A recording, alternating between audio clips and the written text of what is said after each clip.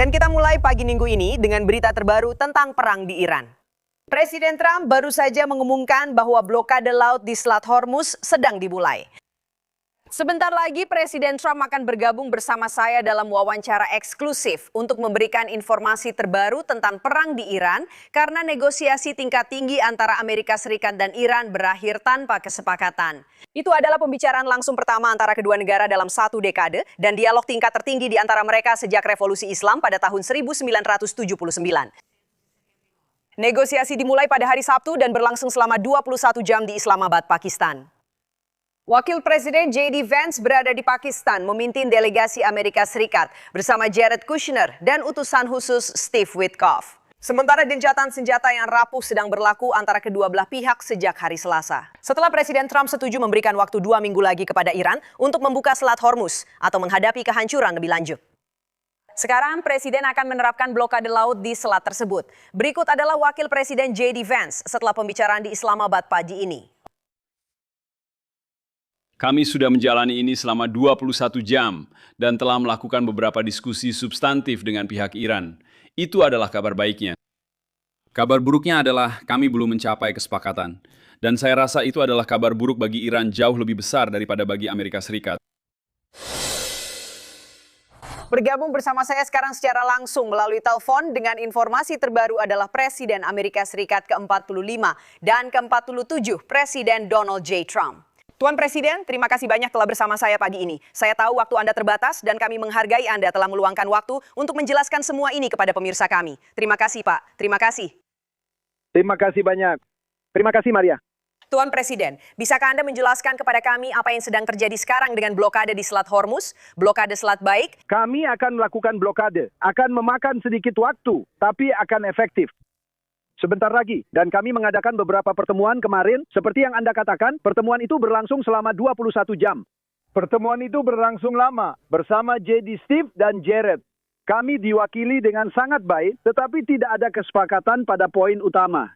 Mereka ingin memiliki senjata nuklir, tapi mereka tidak akan mendapatkannya. Saya sudah mengatakan ini selama 30 tahun. Saya tidak akan pernah membiarkan itu terjadi. Tidak akan pernah. Negara ini tidak akan memiliki senjata nuklir. Sebagian besar seharusnya tidak diizinkan, tapi negara ini pasti tidak akan memilikinya. Terima kasih. Jadi Tuan Presiden, apakah itu garis merahnya? Bisakah Anda menjelaskan kepada kami apa yang terjadi dalam percakapan tersebut? Apa yang diminta Amerika Serikat kepada Iran? Dan bagaimana mereka menanggapinya? Terima kasih. Ya, mereka bereaksi tahu, itu sangat menarik. Awalnya mereka tampak lemah. Mereka datang seolah-olah mereka memegang semua kartu, padahal sebenarnya tidak. Tentara mereka dan seluruh kekuatan militer mereka sudah hancur lebur. Seluruh tempat itu sudah hancur. Dan seperti yang kamu tahu, tingkat kepemimpinan mereka sudah lenyap. Mereka benar-benar hilang. Datang, lalu pergi. Semuanya hilang. Seluruh tempat itu hilang. Mereka masih punya sesuatu yang bisa mereka lakukan. Mereka bisa bilang, kami bisa menaruh ranjau di suatu tempat. 1, 2, atau 10 ranjau. Dan itu akan terjadi. Dengan kapal seharga $1 miliar, kamu pasti akan berpikir, lebih baik jangan sampai kena ranjau dan kehilangan atau merusak kapal saya dengan parah. Jadi itu adalah salah satu keunggulan kecil yang mereka miliki yang tidak bisa dicapai dengan kekuatan militer. Tapi tahu kan, itu pemerasan dan mereka sedang memeras dunia. Tahu kan kita tidak mendapatkan minyak kita dari sana. Kita punya begitu banyak kita punya. Dan satu hal yang kamu katakan adalah, saya tidak tahu apakah ada yang benar-benar mendengarnya, tapi kita punya kapal-kapal yang datang berbondong-bondong ke Amerika Serikat. Mereka akan mengisinya dan berangkat, membawa minyak terbaik yang tersedia, yaitu light sweet crude. Mereka akan mendapatkan minyak terbaik yang bisa kamu temukan. Tapi itu menarik dan itu bagus karena kita punya banyak minyak. Kita tidak mendapatkan apa-apa. Maksudku secara harfiah, tahun lalu hanya 1%. Kita melakukannya sebagai bantuan. Kita tidak membutuhkan selat itu, tapi yang lain membutuhkannya. Dan aku akan memberitahumu, karena kita sedang membicarakannya, kita sangat kecewa dengan NATO. Kita sangat-sangat kecewa karena mereka tidak datang. Sekarang mereka ingin datang dan ingin membantu menangani selat itu dan tidak akan butuh waktu lama untuk membersihkan semuanya. Jadi kita akan membersihkan selat itu dan mereka akan bisa menggunakan selat itu dalam waktu singkat. Tapi kami melakukan negosiasi yang sangat intens dan pada akhirnya suasananya menjadi sangat bersahabat dan kami berhasil mendapatkan hampir semua poin yang kami butuhkan, kecuali fakta bahwa mereka menolak untuk melepaskan ambisi nuklir mereka. Dan itu satu-satunya poin, sejujurnya bagi saya, itu adalah poin yang paling penting. Saya ingin bertanya tentang hal itu dan NATO. Tapi Pak Presiden, Anda memposting hari ini di Truth Social. Kami akan memulai pemblokiran semua kapal yang mencoba masuk atau keluar dari Selat Hormuz. Dan pada suatu saat kami akan mencapai situasi di mana semua kapal bisa masuk dan semua kapal bisa keluar. Jadi tolong beritahu kami apa yang ingin Anda capai dengan blokade itu, Pak. Semua keluar, itu disebut masuk dan keluar. Akan ada saat di mana semua kapal akan masuk dan keluar. Itu bukan persentase. Itu bukan soal negara, kawan. Seperti negara sekutu atau negara sahabat. Ini semua atau tidak sama sekali. Dan itu akan terjadi, tidak akan lama lagi. Tidak, kami hanya membawa kapal-kapalnya. Kami punya banyak kapal, jadi kami membawanya. Kami pikir ada beberapa negara yang juga akan membantu kami dengan hal ini. Tapi kami sedang memberlakukan blokade total dan kami tidak akan membiarkan Iran mendapatkan uang menjual minyak kepada siapapun yang mereka suka dan tidak kepada yang mereka tidak suka. Atau apapun itu, semuanya akan jadi semua atau tidak sama sekali. Dan memang seperti itulah keadaannya. Dan akan seperti itu. Kamu sudah lihat apa yang kami lakukan terhadap Venezuela. Akan sangat mirip dengan itu, tapi di tingkat yang lebih tinggi. Tuan Presiden, Anda bilang mungkin ada ranjau di luar sana. Mereka berada di suatu tempat yang tidak diketahui siapapun selain mereka, dan itu adalah pemerasan global. Bagaimana Amerika Serikat akan memastikan bahwa ranjau-ranjau itu diangkat dari Selat Hormuz? Kami sudah memiliki kapal penyapu ranjau di sana. Kami memiliki model bawah air yang sangat canggih, yang paling modern dan maju. Tetapi kami juga membawa yang tradisional. Saya mengerti bahwa Inggris dan beberapa negara lain juga mengirimkan kapal mereka. Beberapa negara bahkan tidak memiliki kapal pemburu ranjau. Bayangkan saja, mereka memiliki 28 peluncur ranjau.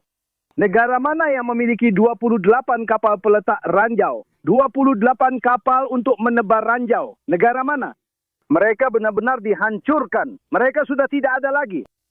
Jadi kami menghancurkan seluruh angkatan laut mereka. Mereka punya 158 kapal dan 28 kapal peletak ranjau. Semuanya sekarang ada di dasar laut. Kamu percaya itu? Kami melakukan itu dalam 4 hari.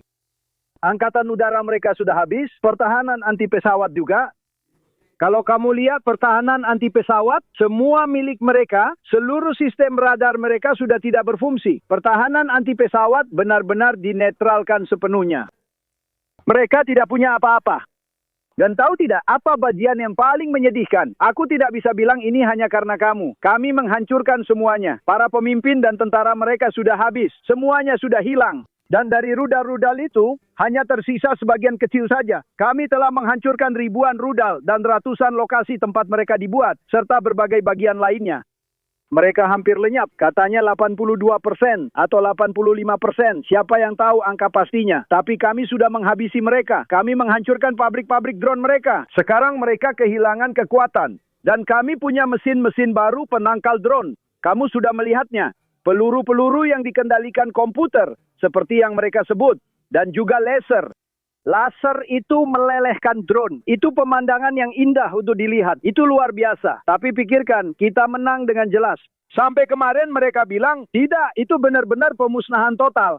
Dan kalau baca New York Times, sepertinya mereka baik-baik saja. Kalau mereka bertarung sangat keras, bukankah itu pertempuran yang sulit? Ini sebenarnya pertempuran yang sangat mudah secara militer. Tapi ketika seseorang berkata, tahu tidak, mari kita pasang ranjau di tengah Selat Hormuz. Tidak banyak yang bisa kamu lakukan untuk meyakinkan seorang pemilik kapal yang punya kapal senilai $1 miliar bahwa kita akan melakukan perjalanan melewati selat itu. Nah, kemarin kamu mungkin sudah lihat, kami mengirim 2 kapal perusak yang sangat canggih. Indah, baru, masih mulus, tepat di tengah selat.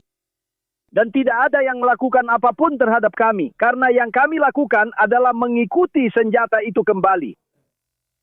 Lalu senjata itu kembali dan menyingkirkan orang-orang di sisi lain. Secara harfiah, dalam 3 menit, mereka sudah dinetralisir. Teknologinya benar-benar luar biasa. Tapi kita tidak tahu apakah mereka melakukannya atau tidak. Apakah mereka mengeluarkan uang atau tidak. Mereka tidak membicarakan itu kemarin. Saya cenderung ingin memiliki beberapa. Dan saya akan memberitahumu. Itu adalah pertemuan yang baik kemarin. Benar-benar pertemuan yang baik. Kecuali ada satu masalah. Dan itu 95% mereka ingin memiliki senjata nuklir. Itu tidak akan terjadi. Dan itu adalah poin yang sangat penting. Yang terhormat Bapak Presiden. Untuk orang-orang yang tidak mengikuti hal ini secara dekat, bisakah Anda menjelaskan secara rinci mengapa sangat penting bagi Amerika Serikat untuk campur tangan di Iran? Bisakah Anda menjelaskan apa yang ada di balik keputusan ini sehingga masuk ke Iran menjadi langkah yang begitu penting? Itu mudah. Pertanyaan paling sederhana sejauh ini. Não podem ter armas nucleares. Mereka punya nuklir. Mereka ingin memperkaya lebih banyak lagi dari apa yang sudah mereka miliki. Seperti yang kamu tahu, kami menghancurkannya dengan pembom B2. Kalau kita tidak melakukan itu, mereka akan punya senjata nuklir dalam waktu sebulan setelahnya. Dengan kata lain, B2, pembom B2 yang indah itu benar-benar menghancurkan 3 lokasi mereka. Mereka punya 3 lokasi. Dan sekarang mereka terkubur sangat dalam di dalam tanah seperti yang kamu tahu. Dengan berton-ton batu. Sekarang material itu harus diambil kembali. Tapi kita punya kamera di sana dan satelit dengan angkatan luar angkasa. Sebuah pembentukan yang sangat penting. Kita memantau setiap aspek dari area itu. Mereka tidak bergerak tanpa kita tahu persis apa yang terjadi. Tapi itu sangat dalam dan akan memakan waktu lama untuk mengeluarkannya dari sana. Ini adalah serangan yang benar-benar mengesankan. Jika kita tidak melakukan itu, mereka akan memiliki senjata nuklir dalam waktu 1 bulan sejak tanggal itu. Jika mereka memiliki senjata nuklir, mereka pasti sudah menggunakannya di Israel dan Timur Tengah. Lihat saja, mereka menyerang 5 target yang berbeda. Itu adalah negara-negara yang kurang lebih netral ya. Saya rasa begitu. Saya tidak tahu seberapa bersahabat mereka, tapi mereka tidak berada di garis serangan. Mereka kemungkinan meluncurkan 1.800 rudal ke Uni Emirat Arab. Mereka juga meluncurkan banyak rudal ke Arab Saudi dan juga ke Qatar. Mereka juga meluncurkan ke Bahrain. Maksud saya mereka benar-benar menjadi gila. Dan semua orang terkejut. Sebenarnya itu bagus untuk kami. Karena mereka semua langsung bergabung dengan kami pada suatu saat. Mereka akan ketakutan atau bersatu. Semuanya bersatu dan sangat membantu. Negara-negara itu sangat baik, termasuk Kuwait. Dan itulah inti utamanya. Anda merasa mereka tidak boleh mendapatkan senjata nuklir karena mereka akan menggunakannya. Dan itulah yang sebenarnya ingin saya minta Anda jelaskan kepada publik. Ya, saya rasa mereka akan menggunakannya. Dan mereka akan mulai dengan Israel. Dan sebuah senjata, Anda tahu, akan menyebabkan kerusakan seperti yang belum pernah dilihat siapapun. Mungkin memusnahkan sebagian besar darinya. Jangan hapus lagi. Mereka tidak perlu. Mereka tidak butuh lebih dari 1. Dan setelah itu, mereka akan mengincar Timur Tengah dan akhirnya sampai ke sini. Ngerti? Dan kita tidak akan membiarkan mereka datang ke sini. Dan kita tidak akan membiarkan mereka. Kita punya sekutu besar di sana. Saya akan katakan pada Anda, 5 negara itu, lihatlah hubungan dengan Israel. Lihat kemitraan luar biasa yang kita miliki dalam hal ini. Dan Anda tahu bagaimana Bibi Netanyahu berkata, kami adalah kakak laki-laki dan mereka adalah adik laki-laki. Dan Anda tahu, ini telah menjadi tim yang sangat efektif, sangat efektif. Apa yang kami lakukan dalam waktu yang benar-benar singkat, dalam 3-4 hari, Iran pada dasarnya telah dieliminasi.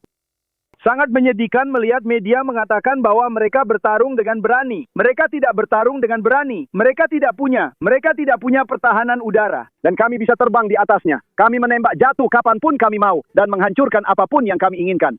Seperti yang Anda tahu, minggu lalu saya mengatakan bahwa kami mempertimbangkan untuk menghancurkan pembangkit listrik dan jembatan yang tersisa.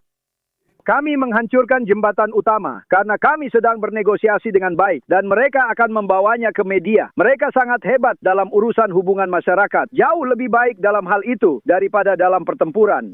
Mereka pergi ke media dan berkata, Presiden Trump bilang tidak apa-apa kalau kami punya senjata nuklir. Padahal saya bahkan belum pernah berbicara dengan mereka. Ngomong-ngomong, itu adalah satu-satunya hal yang tidak akan pernah saya katakan kepada mereka.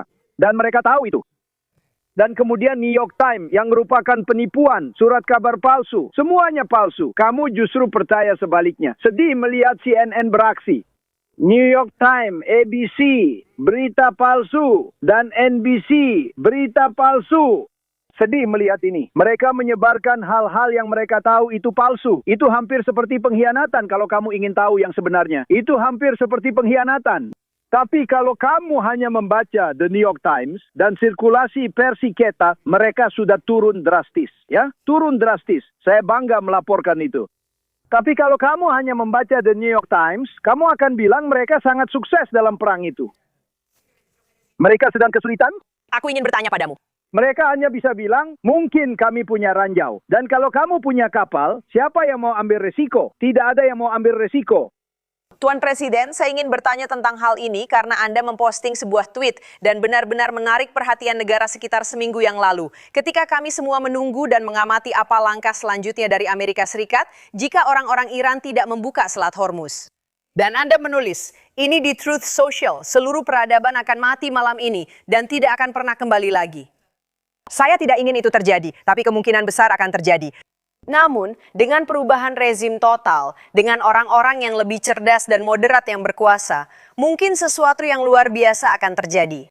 Tuan Presiden, mereka mengkritik cuitan Anda. Seluruh peradaban akan musnah malam ini. Apa tanggapan Anda tentang hal itu dan langkah selanjutnya? Apakah Anda berencana menimbulkan lebih banyak kehancuran? Baik, saya menerima itu. Pernyataan itu membuat mereka mau bernegosiasi. Kecuali satu poin yang saya yakin mereka akan menyerah. Saya yakin mereka akan segera menyerah soal itu, karena itu tidak akan berhasil.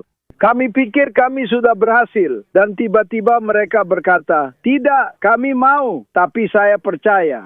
Tidak, tidak. Dan ketika saya mengatakan itu, tapi ingatlah, apa yang telah mereka katakan kepada kita. Selama bertahun-tahun, saya harus mendengar mereka berkata, matilah Amerika, benar? Mereka berkata, matilah Amerika, matilah Israel, Amerika setan. Kita akan menghancurkan Amerika, matilah Amerika. Lalu, apakah ada yang memprotesmu saat kamu mengatakannya? Menurutku itu adalah langkah mundur yang besar. Matilah Amerika. Jadi mereka diizinkan untuk mengatakan, matilah Amerika. Dan maksudku adalah ketika aku berbicara tentang peradaban, itu akan sangat berbeda. Karena tentara mereka akan benar-benar lenyap. Sebenarnya sudah hampir lenyap. Tapi tentara mereka, lihat saja pemimpin mereka. Kami mengalami perubahan rezim karena orang-orang yang kami hadapi kemarin sejujurnya sangat pintar, sangat cerdas, sangat baik, sangat baik. Saya rasa mereka lebih pintar daripada orang-orang sebelumnya Khomeini dan kelompok itu. Lihat apa akibatnya bagi mereka. Lihat akibat tipu muslihat mereka. Mereka menghabiskan triliunan untuk senjata dan kami menghancurkan sebagian besar dari senjata itu. Tapi tahu tidak, saat saya bicara tentang sebuah peradaban, maksud saya itu benar-benar berubah. Ya, itu benar-benar terjadi. Tapi pikirkanlah, mereka diizinkan untuk berkata, kematian bagi Amerika, mati untuk ini, mati untuk sesuatu. Mereka bilang, itu bukan masalah besar. Tapi pernyataan itu membawa mereka ke meja perundingan. Dan sejak itu mereka tidak pernah pergi lagi. Saya memprediksi mereka akan kembali dan memberikan semua yang kita inginkan. Dan saya katakan kepada rakyat saya ingin semuanya. Saya tidak mau 90%. Saya tidak mau 95%. Saya bilang ke mereka, saya mau semuanya. Lalu, apa yang mereka mau? Tidak ada. Maria, ya. Mereka tidak punya kartu. Angkatan laut mereka sudah lenyap. Angkatan udara mereka sudah habis. Hilang sama sekali. Mereka tidak punya apa-apa. Mereka tidak punya kapal. 158 kapal ada di dasar laut. Bagus. Bagus. Baru. Sulaimani, mereka punya kapal bernama Sulaimani, dihancurkan oleh salah satu hiu harimau kami, oleh salah satu kapal selam cepat kami. Itu luar biasa. Angkatan bersenjata kita sangat hebat. Apakah Anda tahu bahwa angkatan bersenjata kita sekarang memiliki tingkat persetujuan 94%? Ya, Kongres memiliki 14%. Media mendapat 12%. Awalnya media memiliki tingkat persetujuan 92%. Sekarang hanya 14%. Saya bangga dengan itu, karena mereka tidak jujur. Tuan Presiden, saya melihat apa yang baru saja terjadi terkait dengan sekutu kita di NATO yang bereaksi dan tidak mendukung Anda dan Amerika Serikat. Dan saya melihat apa yang terjadi dengan sekutu kita di Teluk di Timur Tengah yang tidak lagi menginginkan adanya agresor di wilayah tersebut. Apakah Anda berharap sekutu-sekutu di Teluk itu akan membantu Anda dalam blokade di Selat Hormuz? Ya, negara mana lagi? Sudah mulai, negara-negara Teluk jauh lebih dekat. Jadi mungkin mereka harus bertindak. Tapi mereka juga bisa memilih untuk tidak terlibat. Tapi mereka membuat kesalahan ketika mulai menembakkan rudal ke arah mereka. Dan inilah sisi baiknya. Negara-negara Teluk itu kaya dan punya banyak patriot. Rudal patriot kita yang merupakan rudal anti-rudal. Benar-benar luar biasa. Suatu hari, mereka menembakkan rudal ke arah kami. Ke salah satu aset kami, yaitu kapal induk Abraham Lincoln. Salah satu keajaiban dunia, salah satu keindahan terbesar di dunia. Mereka menembakkan 101 rudal dari total 100. Benda-benda itu melaju dengan kecepatan lebih dari 2000 mil per jam. Dan dari 101 rudal, 101 berhasil ditembak jatuh. Seolah-olah itu bukan apa-apa dan sekarang berada di dasar laut. Atau apa yang tersisa dari mereka. Pikirkan itu, 101 rudal ditembakkan dalam waktu singkat. Semua 101 berhasil dijatuhkan. Jadi, kita punya perlengkapan militer terbaik. Kita punya orang-orang terbaik. Kita memiliki angkatan bersenjata terkuat di dunia. Dan semua orang melihat itu, baik di Venezuela maupun apa yang kita lakukan dengan Iran. Dan ketika saya membaca, Anda tahu, berita palsu yang mengatakan bahwa Iran baik-baik saja, mereka sebenarnya tidak baik-baik saja. Mereka sedang dikalahkan. Saya bisa menghancurkan Iran dalam 1 hari. Saya bisa mengakhirinya dalam satu jam. Saya bisa melumpuhkan seluruh pasokan energi mereka, semuanya, setiap pembangkit listrik mereka. Pembangkit listrik mereka itu sangat penting. Dan meskipun saya benci melakukannya, butuh 10 tahun untuk membangunnya kembali. Mereka tidak akan pernah bisa membangunnya kembali. Dan juga ada jembatan-jembatan mereka. Saya menghancurkan satu hanya untuk menunjukkan kepada mereka karena mereka membuat pernyataan publik yang tidak benar. Mereka mengakuinya. Saya bilang saya akan merobohkan satu jembatan dan menghancurkannya. Dan itu menyelesaikan situasinya. Sekarang mereka sudah bersikap sangat baik.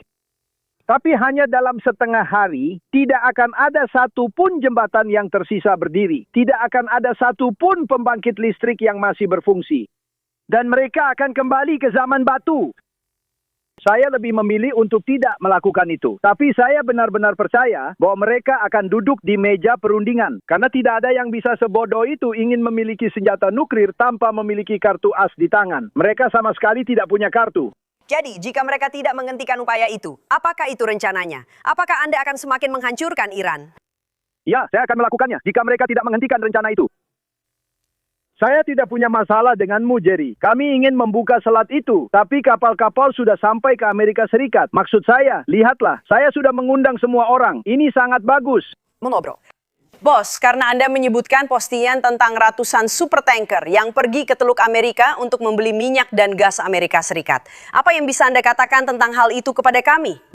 Dulu namanya Teluk Meksiko dan sekarang disebut Teluk Amerika karena saya. Itu salah satu proyek sampingan kecil saya dan itu adalah kehormatan besar. Orang-orang sangat senang. Di Louisiana, Florida, dan Texas, mereka sangat merasa terhormat dengan hal itu.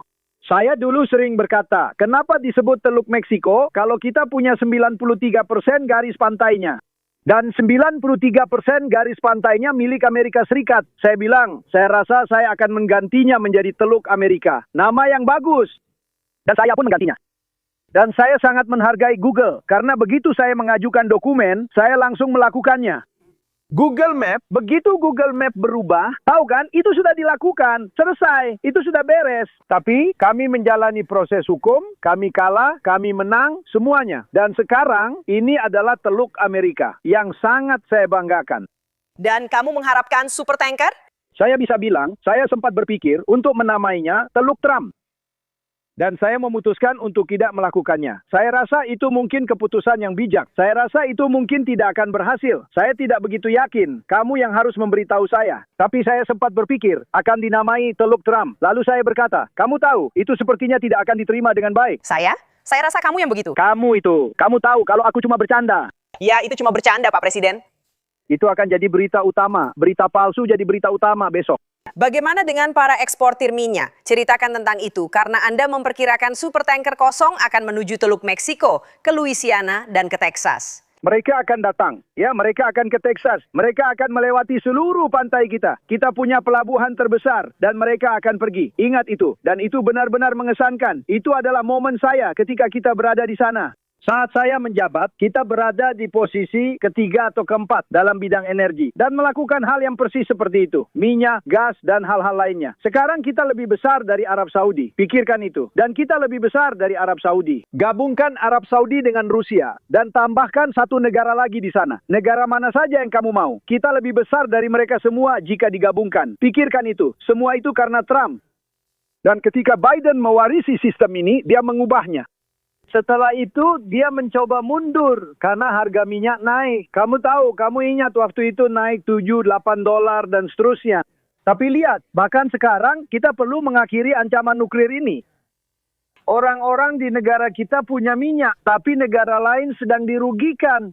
Saya terkesan dengan selat menuju Jepang. Dari mana mereka mendapatkan 93% minyak mereka? Kamu tahu, Jepang, Korea Selatan mendapatkan 45% minyak mereka. Orang-orang itu tidak membantu kita. Saya tanya, apakah kalian akan membantu? Dan kamu tahu, kita punya 45.000 dan 50.000 tentara masing-masing di dua tempat itu. 45.000 dan 50.000 tentara. Kita menjaga dan melindungi mereka.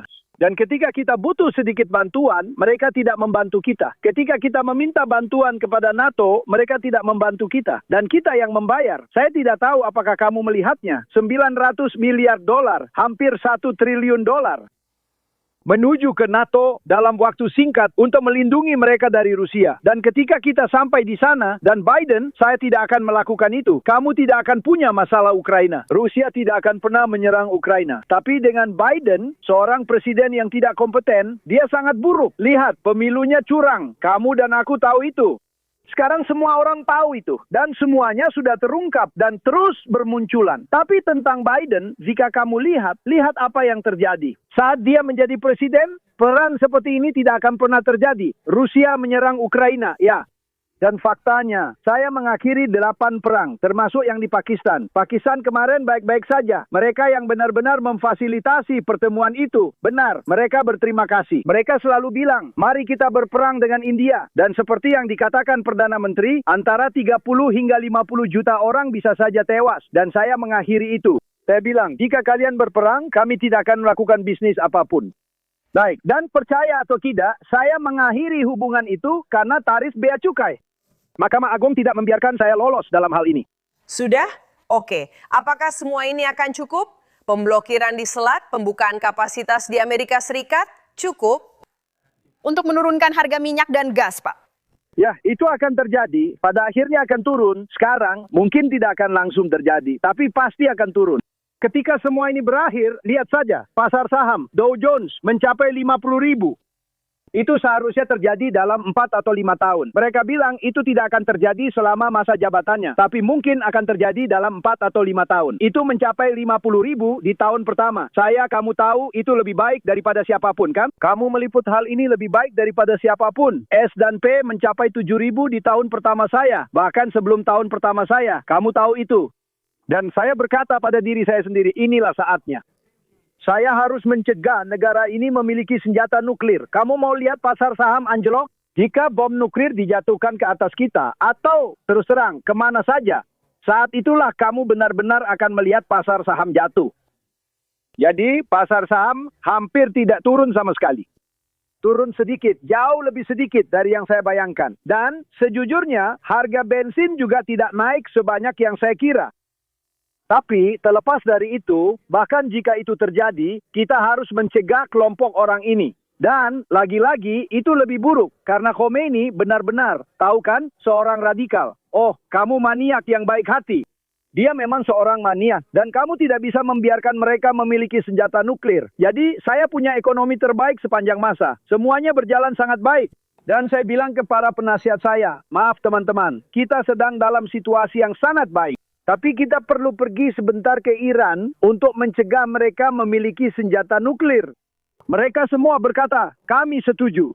Jadi, Anda percaya bahwa harga minyak dan gas akan lebih rendah sebelum pemilu paruh waktu? Saya berharap begitu. Saya pikir mungkin akan tetap sama. Atau mungkin sedikit lebih tinggi. Tapi seharusnya kurang lebih tetap sama. Saya rasa ini tidak akan berlangsung lebih lama lagi. Mereka sudah selesai, Maria. Mereka sudah selesai. Kamu tidak bisa. Kamu tidak punya kesempatan yang adil. Kita butuh pers yang bebas dan adil di negara ini. Saya bahkan tidak tahu kenapa orang-orang melakukan itu. Karena mereka akan bilang betapa baiknya mereka secara militer. Mereka sangat berhasil. Mereka benar-benar, negara itu hancur. Kita kehilangan sebuah pesawat. Dan kami menangkap kedua pilot itu. Bagaimana dengan fakta bahwa kami telah menyelamatkan kedua pilot itu? Luar biasa. Tidak ada negara lain yang punya kemampuan untuk melakukan itu. Biasanya ketika itu terjadi, negara-negara hanya mengucapkan selamat tinggal. Mereka bilang kamu sangat beruntung karena kamu akan benar-benar terlibat dalam hal ini. Begitulah tahu, itu sekitar 7 jam penuh penerbangan. Hanya agar aku bisa melakukannya. Dan menjemput mereka. Kami berada di salah satu daerah yang paling sulit, salah satu yang paling berbahaya di dunia. Dan kami berhasil menjemput keduanya. Wah, Luar biasa. Dan syukur kepada Tuhan atas tentara kita. Dan aku tahu kamu telah membangun kembali angkatan bersenjata. Sekarang Tuan Presiden, sebelum Anda pergi, Anda adalah orang yang melakukan kampanye tekanan maksimum terhadap Iran pada masa jabatan pertama Anda. Apakah kampanye tekanan maksimum itu akan kembali? Anda menganggap mereka sebagai sponsor utama terorisme. Dan saya perlu bertanya kepada Anda tentang semua upaya ini dan dampaknya terhadap Tiongkok. Apa yang Anda lakukan di Venezuela, di Iran, dan bahkan komentar Anda tentang Kuba. Bagaimana posisi Tiongkok menjelang pertemuan dengan Xi Jinping bulan depan? tentu. Ya, dalam kampanye, tekanan maksimum, Anda tidak bisa melakukan lebih dari yang maksimal. Kami praktis telah menghancurkan negara mereka. Satu-satunya yang tersisa adalah air. Itu akan sangat menghancurkan jika diserang. Saya akan sangat membenci melakukan itu. Tapi itu adalah air. Pabrik desalinasi dan pembangkit listrik yang sangat mudah untuk diserang. Kita bisa menyerang mereka. Kita bisa menghancurkan semuanya. Dan saya benar-benar maksudkan menghancurkan. Sampai kalian kehabisan listrik selama 10 tahun. Karena butuh 10 tahun untuk membangun pembangkit-pembangkit itu dari awal. Kalian mungkin tidak akan pernah bisa membangunnya lagi. Dan jembatan-jembatan. Jadi itu saja. Itu memang satu-satunya hal. Kita masih punya beberapa pabrik rudal. Dan kita tahu persis di mana letaknya masing-masing. Kita akan lakukan itu. Selain beberapa hal yang tersisa itu. Saya rasa saya sudah hampir mencapai batas saya. Kamu sangat-sangat kejam dan penuh kekerasan. Saya tidak ingin kamu menjadi musuh saya. Saya akan katakan itu padamu. Seperti yang sudah saya bilang. Saya rasa kita sudah sampai di batasnya. Hanya barang-barang itu saja. Dan masih ada beberapa pabrik yang tersisa. Kami tinggal punya 1 minggu lagi untuk menyelesaikan sisa pabrik itu. Tapi kami sedang menuntaskannya dengan cepat. Dalam kasus Tiongkok, mereka bisa mengirimkan kapal-kapal mereka kepada kita. Dan juga langsung ke Venezuela. Kami bilang kepada mereka, belilah dari Venezuela. Kami punya banyak kapasitas berlebih yang akan kami jual. Dan mungkin kami akan menjualnya lebih murah. Saya punya hubungan yang sangat baik dengan Presiden Xi dari Tiongkok. Dan kami bekerja sama dengan baik. Dan mereka membayar kami dengan jumlah yang bagus. Seperti yang kamu tahu, kami tidak pernah menerima uang sebelumnya. Kamu tahu, saya dengar Gordon Chang itu. Dia tidak tahu apa yang dia bicarakan. Kami sudah sangat tegas terhadap Tiongkok. Tegas tapi adil. Dan kamu tahu, itu tempat yang luar biasa. Tapi saya punya hubungan yang sangat baik dengan Tiongkok. Dan mereka juga begitu. Selama masa saya memberlakukan tarif yang sangat besar. Saya mengenakan tarif 100% untuk mobil-mobil Tiongkok. Itu menghancurkan Eropa. Mereka sedang menghancurkan Eropa dengan mengambil bisnis dari merek-merek seperti Mercedes dan BMW. Kita tidak punya mobil Tiongkok di sini karena mereka akan menghancurkan General Motors dan Ford. Mereka akan menghabisi perusahaan-perusahaan itu. Jadi saya memberlakukan tarif 100%. Dan harus saya akui, Biden mempertahankannya. Itu cukup mengejutkan. Itu hampir satu-satunya hal yang dia lakukan dengan baik. Dan dia membiarkannya tetap berjalan. Jadi kita tidak punya masalah seperti yang mereka hadapi. Anda tahu, Eropa sedang mengalami masalah ekonomi yang serius karena invasi mobil-mobil Tiongkok. Kita tidak punya. Tapi Presiden, untuk memperjelas, Anda mengatakan bahwa negara manapun yang mendukung Iran dan mengirimkan peralatan militer akan menghadapi tarif 50% jika mencoba produk-produk tersebut. Anda sedang merujuk pada negara Tiongkok. Ya, dan orang lain juga. Tapi ya, Tiongkok juga. Oke? Jika kami menemukan bahwa Tiongkok, karena saya mendengar laporan. Jadi satu laporan tidak terlalu berarti bagi saya. Tapi saya mendengar laporan-laporan tentang Tiongkok yang memasok rudal panggul. Yang mereka sebut sebagai rudal portable. Rudal anti pesawat. Saya ragu mereka akan melakukan itu. Karena saya punya hubungan. Dan saya rasa mereka tidak akan melakukan itu. Tapi mungkin mereka sempat melakukannya sedikit di awal. Tapi saya tidak berpikir mereka akan melakukannya lagi. Tidak. Tapi jika kami menangkap mereka melakukan itu, mereka akan dikenakan tarif 50%. Itu sangat tinggi. Itu jumlah yang luar biasa. Dan Anda ingin mengatakan sesuatu tentang sekutu-sekutu NATO kita? Dalam hal apa yang akan terjadi selanjutnya bagi mereka?